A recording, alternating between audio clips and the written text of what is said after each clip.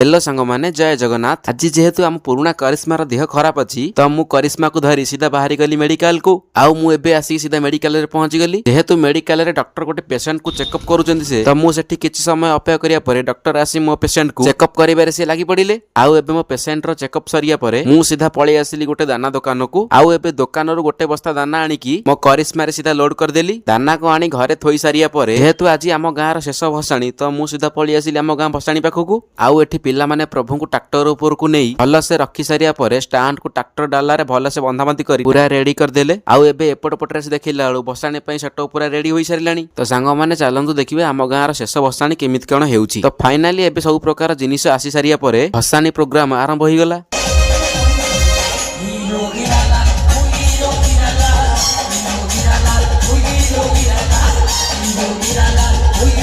आउ पिला मानकर जो नाच पूरा फुल बोबाल। तो सांग माने आज ब्लॉग टी आपन भल लगी तो निहाती गोटे लाइक कमेंट शेयर सब्सक्राइब करिकिना जिवे। रहिली जय श्री राम।